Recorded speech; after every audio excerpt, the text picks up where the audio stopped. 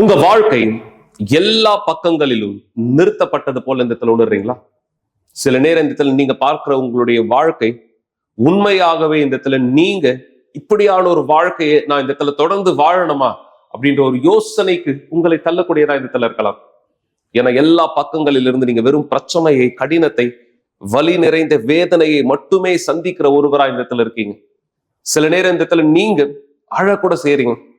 அந்த அழையானது இந்த இடத்துல உங்களுடைய குடும்பத்தை பாதிக்குன்ற ஒரு காரணத்துக்காக நீங்க அதை இந்த இடத்துல மறைக்க இந்த இடத்துல எல்லா முயற்சியும் இந்த இடத்துல எடுக்கிறீங்க.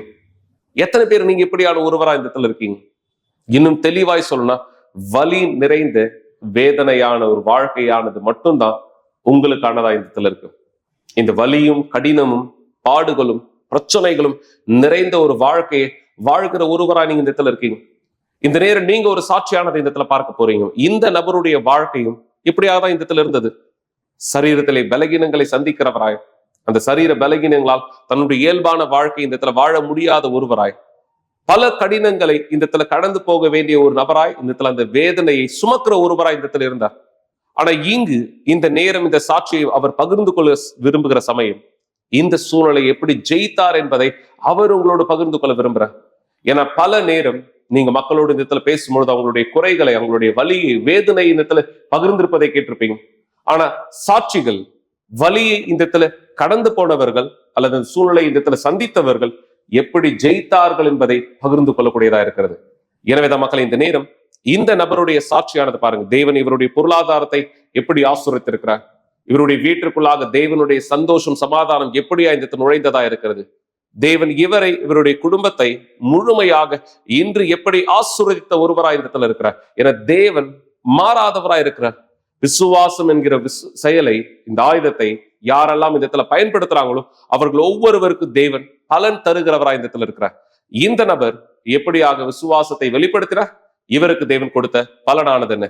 இந்த சாட்சியை பாருங்கள், பிற்பாடு நாம் ஒன்றிணைந்திருக்கலாம். என்னோட பேர் அந்தோனி. நான் கிளாஸ்ல இருந்து வரேன். என் பண வாழ்க்கை ஆசீர்வாதமா இருக்கு. என் வீடு, என் பிள்ளைங்களும், எங்க குடும்பமும் நாங்கள் ஆசீர்வாதமா இருக்கோம். ஆனா இது போல முன்னாடி இல்லை எங்க வாழ்க்கையில. ஆனா எல்லா கஷ்டத்தையும் நான் பார்த்துருக்கேன். ஆனா கஷ்டம்னா என்னன்னாக்கா, சாப்பிட்றதுக்கு உண்மையிலே சொன்ன மாதிரி யாரும் எங்களுக்கு உதவி செய்யறதுக்கு யாரும் கிடையாது. ஆனா ஒவ்வொரு நாளும் நான் வேலைக்கு போனாதான் என் குடும்பம் சாப்பிட முடியும். ஆனா யாருன்னா பசங்க சின்ன பசங்க, அவங்களும் படிக்கிறாங்க. மனைவி வேலைக்கு போக மாட்டாங்க. நான் ஒருத்தர் வேலைக்கு போயிட்டு சம்பாரிச்சு வீட்டு வாடகை கட்டணும். அப்போ என்னன்னாக்கா சம்பளம் 3000 ரூபா, 4000 ரூபா, 5000 ரூபா, அதுக்கு மேல கிடையாது. ஆனா நான் சொல்றது 20 வருஷத்துக்கு முன்னாடி. இப்போ என்னன்னாக்கா என்னோட வாழ்க்கையில எவ்வளோ துன்பங்களும் துக்கங்களும் வேதங்களும் பார்த்துருக்கேன். ஆனா அதெல்லாம் மீண்டு வந்ததுனாக்கா இந்த சபையை கண்டடைஞ்சிட்டு தான் நான் வர முடிஞ்சது. இதுக்கு முன்னாடி இதுக்கு வர்றதுக்கு முன்னாடி அது போல இல்லை. ஆனா எல்லா கஷ்டத்தையும் துன்பத்தையும் நான் வேதனையும் நான் எதிர்பார்த்துட்டு இருந்தேன். அது கடந்து போயிட்டு இருந்தேன். என் வலியும் வேதனையும் சொல்ல முடியாதது. ஏன்னா இது போல யாரும் இருக்கக்கூடாதுன்னு நான் நினைப்பேன். ஒவ்வொரு நாளும் கடந்து போகும்போது மனுஷங்களுக்குள்ள இப்படி ஒரு எண்ணம் இருக்கா அப்படின்ட்டு. போற இடத்துலலாம், வேலை இடத்துலலாம் போறாம ஜாஸ்தி. யார் நல்லா வேலை செய்யறாங்களோ அவங்க மேல குற்ற உணர்வு இருக்கும். நீதியா நடக்கும்போது, துன்பத்தை பாதையில நடக்கும்போது அநேக துன்பங்களை நான் பார்த்துருக்கேன் என் வாழ்க்கையில. எனக்கு படிப்பு கிடையாது, இது விட்டா எனக்கு வழி கிடையாது அப்படின்னு பிள்ளைகளை படிக்க வைக்கணும், வாடகை கட்டணும், எப்படியா அதை சமாளிச்சுட்டு போயிட்டே இருப்பேன். ஆனா ஒவ்வொரு நாள் என்னன்னாக்கா, பரவாயில்ல பரவாயில்ல மனசு சொல்லிட்டே இருக்கும். ஒரு பக்கம் பரவாயில்ல நீ போ, பரவாயில்ல நீ போ. ஆனா அது வீட்டுல சொல்ல மாட்டேன் யாருக்கிட்டையும். என் கஷ்டத்தை என்னோட போட்டோம். ஆனா என் மனைவிக்கு தெரியும், அவரால் இவ்வளவுதான் செய்ய முடியும், இவ்வளவுதான் பண்ண முடியும்னு தெரியும். அதுக்கு மேல அவங்களும் ஒரு ஆசையும் பட மாட்டாங்க, எதையும் கேட்க மாட்டாங்க வாயை திறந்து எனக்கு இது வேணும் அது வேணும்ட்டு. குடும்பத்தை பார்த்துக்கிட்டா போதும். ஒவ்வொரு நாளும் சமைச்சு சாப்பிட்ற பிள்ளைகளை பார்த்துக்கிட்டு தான் எங்களுக்கு அது போதுமானதா இருக்கும். ஆனா அதுக்கு மேல ஏதாவது வந்துச்சுன்னா எங்களால சமாளிக்க முடியாது. ஹாஸ்பிட்டல் விஷயமோ சரி, ஏதாவது எங்கேயாவது போனனாலும் சரி, ஒரு ஃபங்ஷனுக்கு போனாலும் சரி. ஆனா, அந்த அளவுக்கு எங்ககிட்ட பணம் இருக்காது. இருக்கவே இருக்காது. நாங்க போக மாட்டோம். எங்ககிட்ட நகை இல்ல, நட்டு இல்ல, கையில போடுற மோதிரம் கூட இருக்காது. அந்த அளவுக்கு தான் நாங்க கடந்து போயிட்டுருந்தோம். எங்க வாழ்க்கை வந்து அவ்வளோ மோசமா இருந்தது. நாங்க இப்படிதான் இருக்கணும் அப்படின்னு நெனச்சு வந்து ஒரு காலத்துல வந்து ஒரு நேரத்துல நான் நெனச்சது உண்டு. இதுக்கு மேல நம்ம ஒண்ணும் பண்ண முடியாது. ஒண்ணும் நம்மளால வளர முடியாது. ஆனா என்ன பண்றது இதுக்காகன்னா, நம்ம சம்பளமே இவ்வளவுதானே. இதுக்கு மேல என்ன பண்ண முடியும்? நம்ம குடும்பம் இப்படிதான் இருக்கும். இப்படிதான் போகும் அப்படின்னு நெனச்சுட்டு தான் இருந்தேன். ஆனா எப்போ தேவன நம்பி இந்த ஆலயத்த நாங்க எப்போ கண்டடைஞ்சோமோ, இப்போ ஆசீர்வாதமா நாங்க இருக்கோம். எங்க குடும்பத்துல நாங்களும், எங்க பிள்ளைகளும், என் வீடும், என் பணமும் எல்லாமே ஆசீர்வாதமா இருக்கு. தசம பத்தி எங்களுக்கு சொல்லிக் குடுத்தாங்க. முதல் கனியன்னா என்னன்னு எங்களுக்கு சொல்லிக் குடுத்தாங்க. ஸோ ஆண்டவர பணத்த நாங்க வந்து திருடுறோமா அப்படின்னு எங்களுக்குள்ள ஒரு குற்றம் ஒண்ணு வந்தது.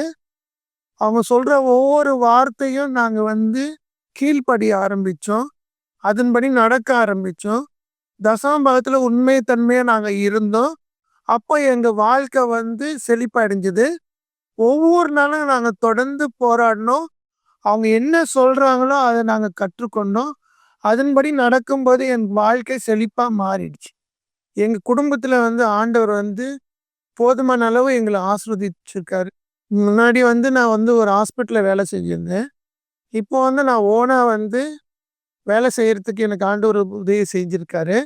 தேவனுக்கு நான் உண்மை தன்மையா இருந்ததுனால என்ன தேவன் ஆசீர்வதிச்சிருக்காரு. என் பண வாழ்க்கையிலயும் ஆசீர்வதிச்சிருக்காரு. என்னோட வேலையிலயும் ஆசீர்வதிச்சிருக்காரு. நான் இதுக்கு முன்னாடி வந்து அட்டெண்டரா தான் இந்த வார்ட் பாயா இருந்தேன். இப்போ வந்து நான் மேல் நர்ஸா இருக்கேன். பண விஷயத்துல சந்தோஷமா இருக்கேன். மேலும் தான் என்ன பண விஷயத்துல வந்து வாழ்க்கையில மேலும் மேலும் மேலும் வளரபடி ஆண்டவர் என்னை வைத்திருக்காரு. இதுக்கு முன்னாடி வந்து வாடகை கட்டத்துக்கு என்னால முடியாது. இப்போ வந்து நான் லீஸ்க்கு இருக்கேன். 5,00,000க்கு. இப்போ வந்து நான் வந்து குடும்பத்தோட நாங்க சந்தோஷமா இருக்கோம். அதேபோல வந்து பிள்ளைகளும் வந்து வாழ்க்கையில நல்லபடியா இருக்காங்க. படிச்சிருக்காங்க நல்ல காலேஜ்ல. பையனும், பொண்ணும் 2 பேரும் நல்ல காலேஜ்ல படிக்கிறாங்க. இப்போ என் ஆண்டவர் ஆசீர்வாதமா வைத்திருக்காரு. இப்போ யார்கிட்டயும் நான் கடன் வாங்குற அளவுக்கு என் ஆண்டவர் வந்து வைக்கல. இப்போ வந்து என் குடும்பத்துல வந்து எல்லா விஷயத்திலயும் கலந்துக்கிறதுக்கு எனக்கு பலன் குடுத்துருக்காரு ஆண்டவரு. பொருளாதார விஷயத்திலயும் சரி, பண விஷயத்திலயும் சரி, எல்லாத்துலயும் எனக்கு பலன் குடுத்துருக்காரு. அடுத்தவங்களுக்கு உதவி செய்ற மாரி என்ன இப்போ ஆண்டவர் என்ன வைத்திருக்காரு. நான் போய் யார்கிட்டயும் கையேந்தி கேட்கிற அளவுக்கு என்ன இப்போ வைக்கல. அடுத்தவங்களுக்கு குடுத்து உதவி செய்ற அளவுக்கு என்ன வைத்திருக்காரு ஆண்டவர். ரூ. 4,500 என்னோட சம்பளம். இப்போ வந்து ரூ. 64,000 சம்பளமா இருக்கு. ஆண்டவர வந்து அந்த அளவுக்கு என்ன உயர்த்தி வச்சிருக்காரு. 1 வருஷமோ, 2 வருஷமோ கிடையாது. குறைஞ்சது 7 வருஷம் நான் இங்க வந்துட்டுருக்கேன். இது ஒரு நாள்ல வந்து கடந்து போகிற பிரச்சனை கிடையாது. நம்ம எதிர்த்து ஒரு நாளும் நம்ம போராட தான் நம்ம வெற்றி பெற முடியும். இப்போ எல்லா பிரச்சனையிலிருந்து விலகி போயிடுச்சு. ஒரு 16 வயசு பையன் செய்யற வேலைய என்னால செய்ய முடியும். அந்த அளவுக்கு எனக்கு ஆண்டவர் பலன் குடுத்துருக்காரு. எதனாலன்னா, அவரோட சொல்ற வார்த்தையினால விசுவாசத்தினால நான் வந்து முன்னோக்கி போயிட்டுருக்கேன். இப்போ நாங்க தொடர்ந்து வந்துட்டுருப்போம் ஆலயத்துக்கு. நீங்களும் வாங்க, தேவன் வார்த்தை கேளுங்க. ஆனா 1 நாளா 2 நாள்ல நடக்குன்னு நினைக்காதீங்க. தொடர்ந்து வாங்க நடக்கும். உங்க வாழ்க்கை மாறும். நாங்க இது போல இருந்தது போல பண வாழ்க்கையில நாங்க ரொம்ப லோவா இருந்தோம். இப்போ வந்து மத்தவங்கள யாரும் எங்கள மதிக்க மாட்டாங்க.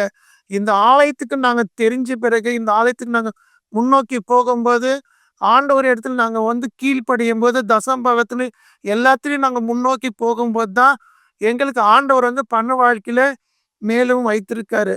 இப்போ வந்து எங்க வாழ்க்கையில யாருகிட்டயும் கையேந்தி நாங்க கேட்கிற அளவுக்கு இல்ல.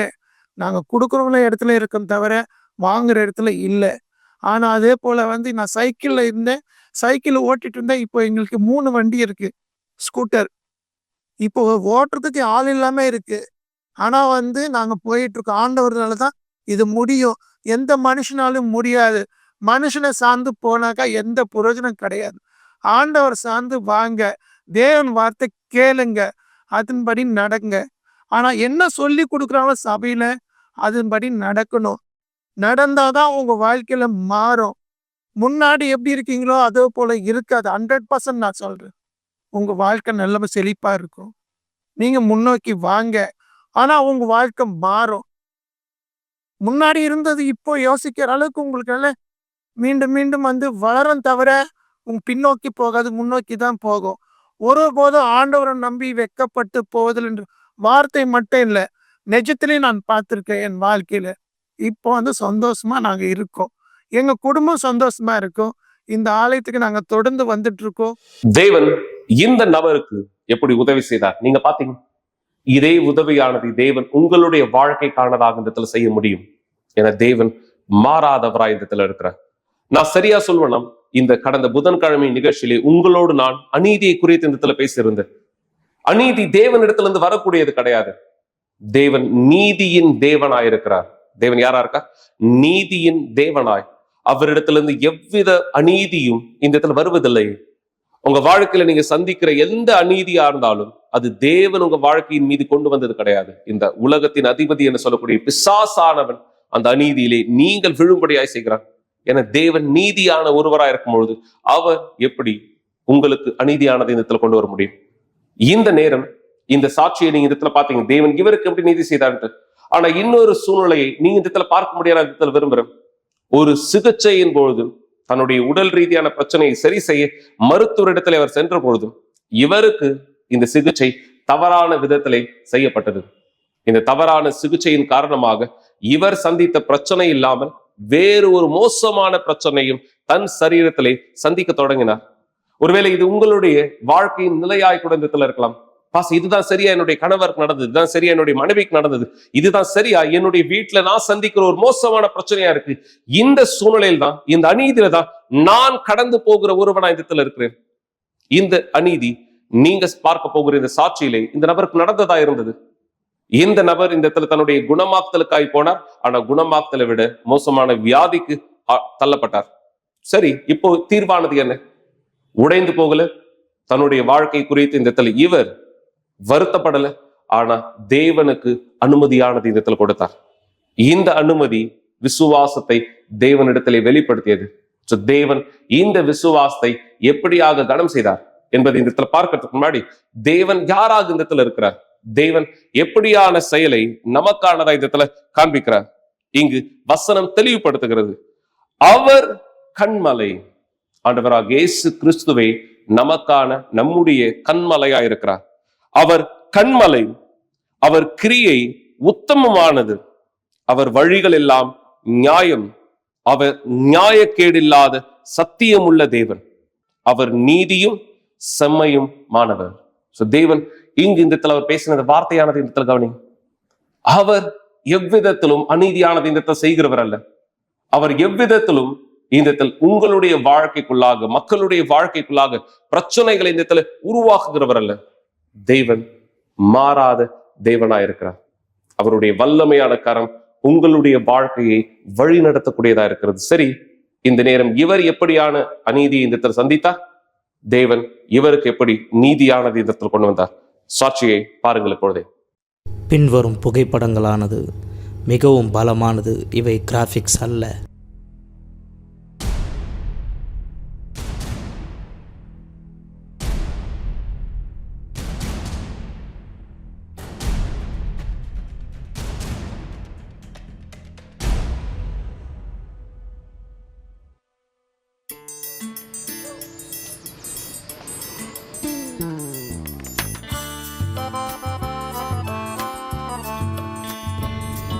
என்னுடைய பேர் வில்சு. நான் எங்கே வசிக்கிறேன்னா ஜக்கரியா ஜி சவுமோ தொமிங்கோ என்ற ஒரு இடத்துல வசிக்கிறேன். இந்த இடம் எங்கே இருக்குன்னா பராஈபாவில் இருக்கும். நான் விவசாயம் பார்க்குறேன், பயிர் விதைக்கிறேன். அது மட்டும் இல்லாமல் பீன்ஸ் மற்றும் கரும்பும், அது மட்டும் இல்லாமல் உருளைக்கிழங்கும் கூட நான் விதைக்கிறேன். ஒரு சமாதானமான வாழ்க்கை தான், எந்த ஒரு வியாதியும் இல்லை. ஒரு நாள் எனக்கு உயர் ரத்த அழுத்தமானது வந்தது. அப்போது என்ன பண்ணுறதுன்னு தெரியல, எப்படி கட்டுப்படுத்துன்னு தெரியல. அப்போ நான் மருத்துவரை பார்க்க போனேன். அப்போ அந்த மருத்துவர் சொன்னார், சில பரிசோதனை செஞ்சு பார்க்கணும் அப்படின்ட்டு. அவர் கொடுத்த அந்த ரிப்போர்ட்டில் மோசம் இருந்தது. அது மட்டும் இல்லாமல் அவர் வந்து இந்த ரிப்போர்ட் எடுத்துன்னு போய் டாக்டர்கிட்ட காட்டுன்னு சொன்னார். இப்போ அந்த டாக்டர்கிட்ட காமிச்ச பிற்பாடு அவர் இன்னொன்று கூட எடுக்கணும் அப்படின்னாரு.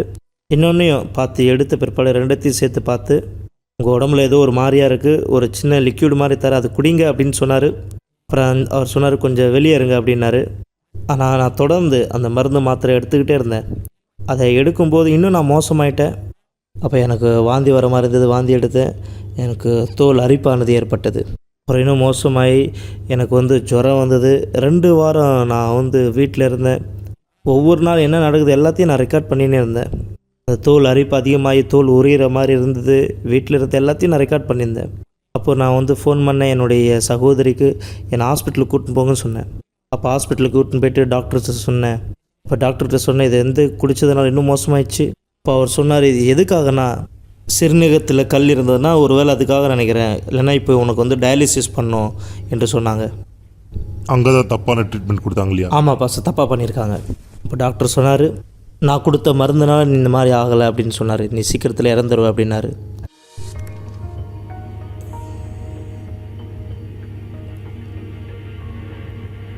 அப்போ அங்கே தான் நான் அதிகமாக என் உடம்புல என்ன மாற்றம் இருக்குது ரெக்கார்ட் பண்ண ஆரம்பித்தேன்.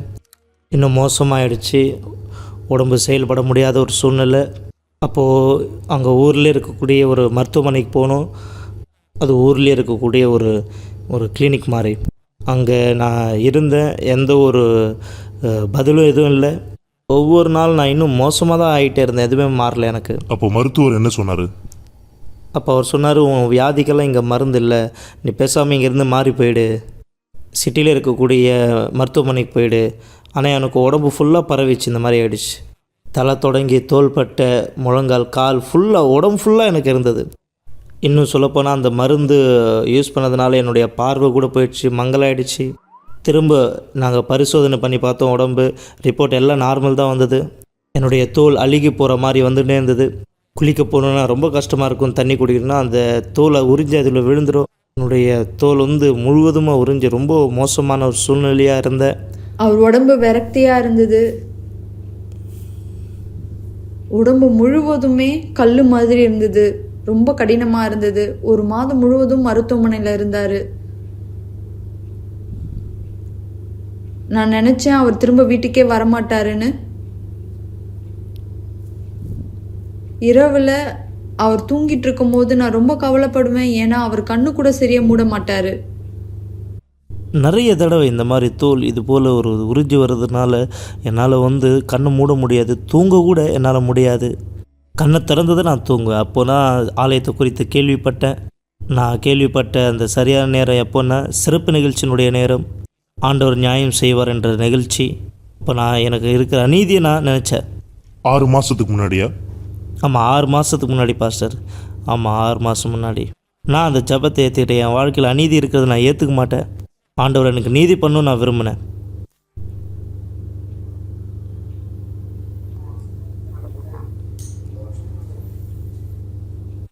அங்கே ஹாஸ்பிட்டலில் நான் இருக்கும்போது என்னை வந்து பலப்படுத்துறது பிஷப்புடைய மெசேஜ் தான். அன்றைக்கி பிஷப்பு ரெனாட்டோ அவர் வந்து சொன்ன அந்த ஒரு வார்த்தை. அப்போ அவர் வந்து சொன்னார் நீதியினுடைய நிகழ்ச்சி குறித்து. என்னால் எப்படி அதை அட்டன் பண்ணுறதுன்னு தெரியல. அப்போ என்கிட்ட ஃபோன் இருந்தது. அந்த ஃபோனில் யூடியூப் மூலமாக பார்த்து அப்போது அவர் பண்ணுற ஜபங்கள் எங்கே இருக்குது அப்படின்னு சொல்லிட்டு தேடினேன். இந்த சூழ்நிலையில் தான், இந்த மாதிரி சூழ்நிலையில் தானே. ஏன்னா ஒவ்வொரு நாளும் வார்த்தையை கேட்பேன். ஒருவேளை உங்களுக்கு என்ன காரியம் நடந்திருந்தாலும், ஒருவேளை எந்த வியாதியை நீங்கள் சுமந்திருந்தாலும், தேவன் ஒரு வாய்ப்பு தரார் உங்கள் வாழ்க்கையில் நியாயம் செய்ய. இதில் இருக்கக்கூடிய ஒரு ஜபந்தான் இப்போ பிஷப் ரெனாட்டோ சொல்வார். இங்கே ஆதியாகமம் 50வது அதிகாரத்தில் 20வது வசனத்தில் சொல்லப்பட்டது போல் நான் என்னன்னு கேட்டேன்னா, அதாவது ஆண்டவர் எல்லா தீமையும் நன்மையாக மாற்றுவார். இந்த வார்த்தை தான் என்னை பலப்படுத்துது ஒவ்வொரு நாளும். இந்த சாட்சிகளுக்கு என்ன நடந்ததோ அதே தான் நீங்கள் நம்பும்போது உங்கள் வாழ்க்கையில் நடக்கும். எனவே என்ன உங்கள் விசுவாசத்தின் செயல் என்னன்னா, நீங்கள் ஒரு பேப்பரில் இது மாதிரி எடுத்துப்பீங்க. நீங்கள் எழுத போகிறீங்க, எந்த கெட்டதோ அது நல்லதா உங்களுக்கு மாறும்படி நீங்கள் எழுதுவீங்க. என்ன கெட்டதோ அது நல்லதாய் மாறும்படி உங்களுடைய வியாதிகள் அனைத்து. அப்போ எனக்கு நல்ல ஞாபகம் இருந்தது. இந்த விண்ணப்பத்தினுடைய இந்த நாளில் நான் டாக்டர்கிட்ட கேட்டேன், நான் இங்கேருந்து வெளியே போயிட்டு வரட்டுமான்ட்டு. ஆண்டவருடைய பீடத்துக்கு தான் அங்கே போயிட்டு என் பொருத்தனையை நான் நிறைவேற்றுறேன். ஆனால் அந்த டாக்டர் சொன்ன, நீ இங்கேருந்து போயிட்டேன்னா நீ செத்துருவ, நீ உன் சூழ்நிலை ரொம்ப மோசமாக இருக்கு அப்படின்னாரு. அப்போ நான் அதை ஏற்றுக்கல. அப்போ அவர் கேட்டார், இதுதான் உனக்கு வேணுமா, விருப்பமா, போகணுமா?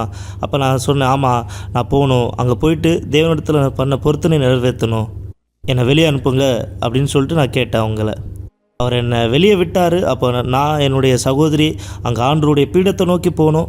இதே வியாதியோடு தான் ஆண்டவருடைய பீடத்தின் மேலே ஏறினேன். என்னுடைய பேங்க் அக்கௌண்ட்டில் ஒரு அமௌண்ட் விழுந்தது. அந்த அமௌண்ட் எடுத்து நான் ஆண்டவருக்காக பொருத்தனை பண்ணினேன். ஆண்டவர்கிட்ட சொன்ன, ஆண்டவரை என் சூழ்நிலை நீங்கள் தான் மாற்றணும். நான் கேட்ட, ஆண்டவரை என் வாழ்க்கையில் அற்புதத்தை நீங்கள் தான் செய்யணும். நான் மருத்துவரை தேடி போனேன், ஆனால் இதோ நான் உன்னை தேடி வந்திருக்கேன். அதுக்கப்புறம் அந்த மருத்துவர் அங்கே போனதுக்கப்புறம் அவர் சொன்னார், நீ டயாலிசிஸ் பண்ணலைன்னா நீ சீக்கிரத்தில் இறந்துருவ அப்படின்னு சொன்னார்.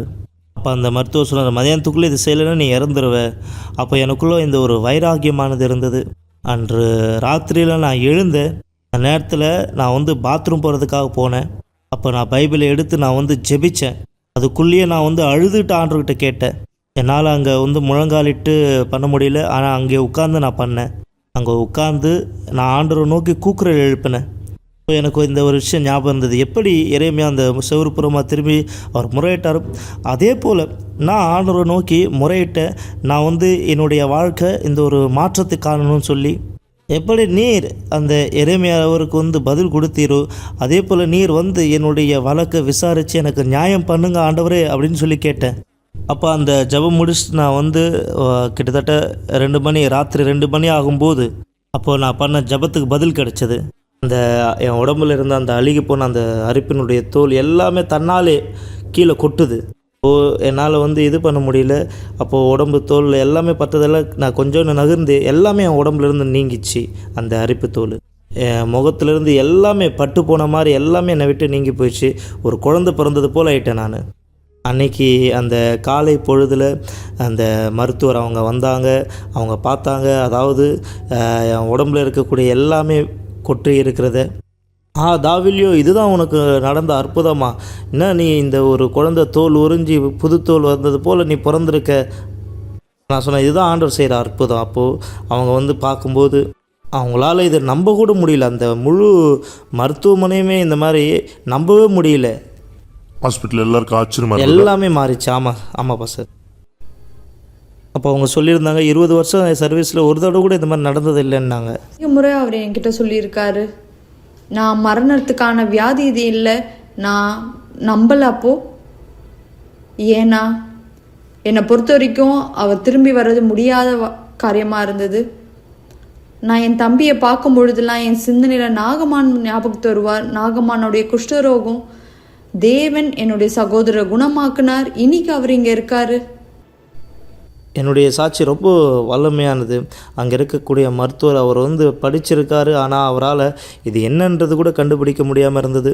இன்னைக்கு இந்த மெடிசன் மூலமாக கற்றுக்குறாங்கல்ல. ஆமாம், அவங்க அதுக்காக படிச்சிருந்தாங்க. இதை அவங்களால விலைக்கு சொல்ல முடியல. அவங்களால சரிப்படுத்த, ஆமாம் சரிப்பட முடியல. அவங்களால அதை விலைக்கு கூட சொல்ல முடியல.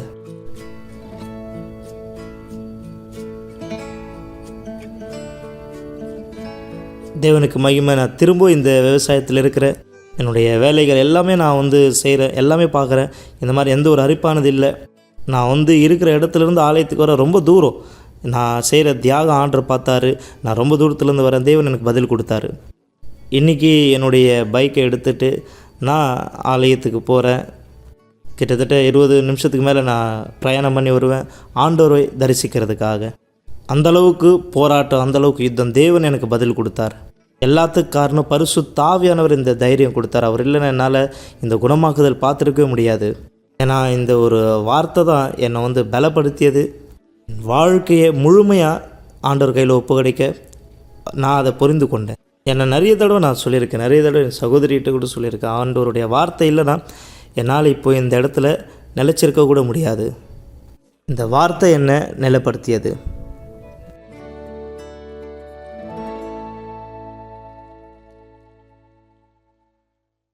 சரியாக உங்களுடைய வாழ்க்கையும் தேவன் நீதியிலே நடத்த விரும்புகிறார். உங்க வாழ்க்கை எந்த வித அநீதியை இந்த இடத்துல கடந்து போய் கொண்டிருந்தாலும் தேவன் அதை நீதியானதா இந்த இடத்துல மாற்ற விரும்புகிறார். எனவேதான் நாளை நாம் தேவனுடைய வீட்டிலே இங்கு நீங்கள் எங்களோடு ஒன்றிணையும் பொழுது காலை 9:30 மணி கூட்டத்திலே தேவனுடைய திருவிருந்திலே நாம் பங்கேற்க போகிறோம். இங்கு ஏசாயா தீர்க்கதரிசியினுடைய புஸ்தகத்திலே தெளிவா இந்த இடத்துல சொல்லப்பட்ட இந்த வார்த்தையை போல மெய்யாகவே அவர் நம் பாடுகளை ஏற்றுக்கொண்டு நம்முடைய துக்கங்களை சுமந்தார். தேவன் நம்முடைய பாடுகளை ஏற்றுக்கொண்டவராய் நம்முடைய துக்கங்களை சுமந்தவராய் இந்த இடத்துல இருக்கிறார். நம்முடைய வலியை, நம்முடைய வியாதியை, நம்முடைய கடினத்தை, நம்முடைய பிரச்சனைகள் எல்லாவற்றையும் இயேசு தன் மீதா இந்த இடத்துல ஏற்றுக்கொண்டார். நீங்கள் பலன் அடையும்படியாக, குணமடையும்படியாக, விடுதலையாக்கப்படும்படியாக, ஆசீர்வதிக்கப்படும்படியாக. எனவேதான் நாளை காலை 9:30 மணி கூட்டத்திலே நாம் இந்த திருவிருந்திலே பங்கேற்கும் பொழுது தேவன் நோக்கி இந்த வார்த்தை கேட்கிறோம். ஆண்டவரே, என் பாடுகள் எல்லாவற்றையும் நீக்கி போடும்.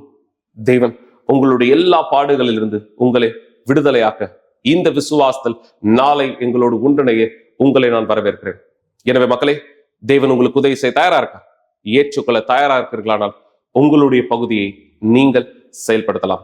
இது நேரம் நாம் ஒன்று சேர்ந்து தேவனை நோக்கி நம்முடைய விசுவாசத்தை ஜெபத்தின் மூலம் காண்பிக்க. இது ஜெபத்திற்கான நேரம்.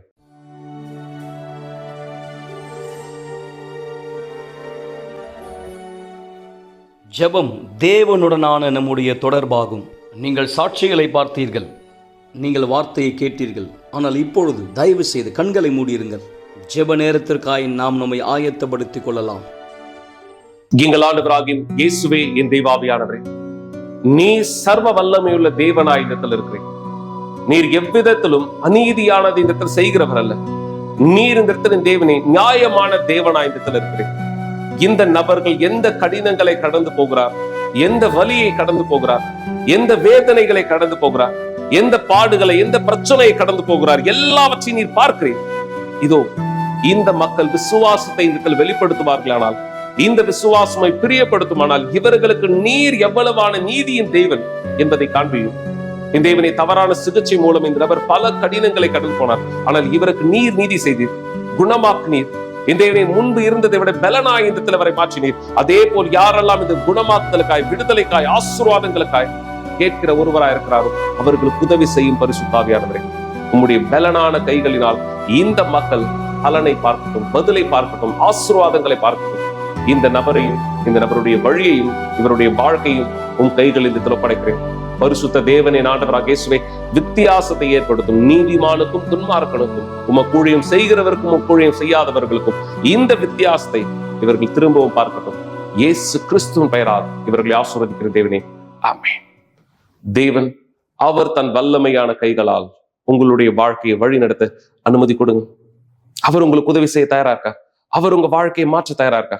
எனவேதான் நாளை நாம் இந்த விசுவாசத்தில் அவரை நோக்கி சொல்ல போறோம். ஆண்டவரே, என் பாடுகள் எல்லாவற்றையும் நீக்கி போடும்.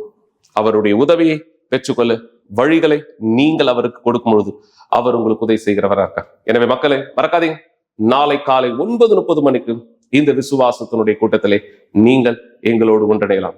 தேவன் உங்களோடு கூட இருப்பாராக. சென்று வாருங்கள். இயேசு கிறிஸ்துவின் நாமத்தினாலே.